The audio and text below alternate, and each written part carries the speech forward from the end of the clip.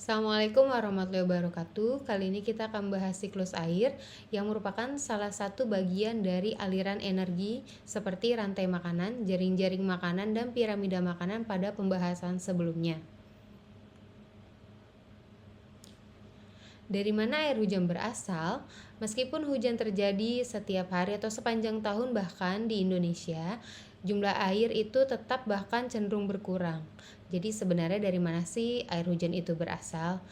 Nah, kita akan simak pembahasannya pada berikut ini. Air yang dari permukaan bumi selalu berputar melalui komponen biotik atau yang hidup untuk kembali lagi ke alam. Nah, perputaran ini disebut dengan siklus. Seperti tampak pada gambar, ini adalah tahapan-tahapan atau proses yang terjadi pada siklus air. Nah, berikut ini kita akan bahas setiap tahapan-tahapannya.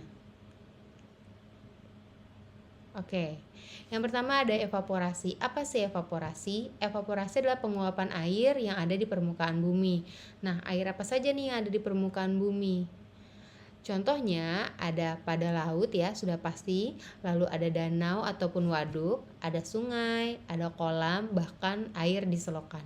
Jadi di mana air menggenang, air dapat menguap atau mengalami evaporasi yang disebabkan oleh panas matahari.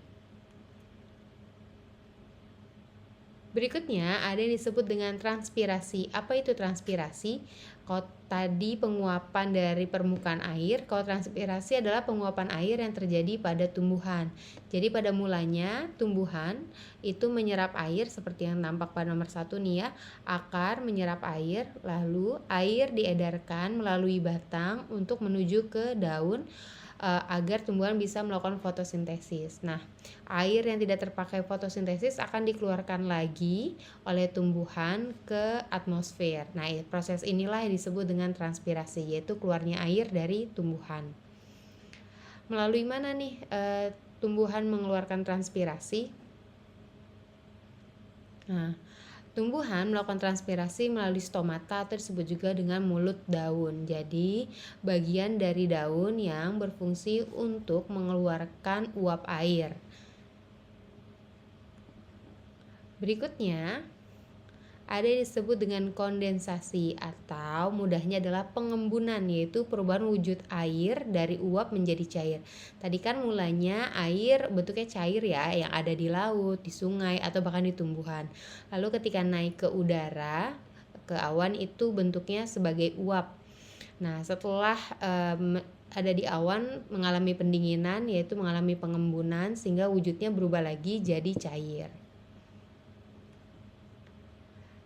Berikutnya, presipitasi. Nah, presipitasi ini gampangnya sebenarnya adalah hujan atau jatuhnya tetesan air, es bisa, atau salju juga bisa ke permukaan bumi. Jadi, presipitasi ini nama lain dari hujan, baik bentuknya berupa air, es, atau salju.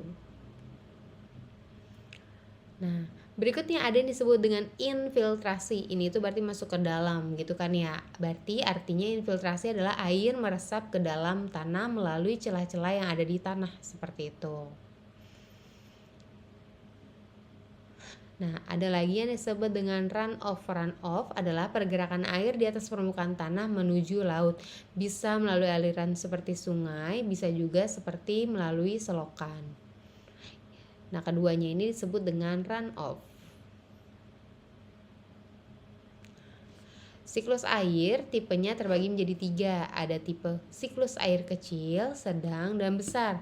Dibedakan berdasarkan jenis presipitasinya. Kalau yang kecil itu presipitasinya berupa hujan dan terjadinya di laut. Jadi perputarannya itu kecil gitu, airnya menguap di laut, lalu hujannya di laut juga.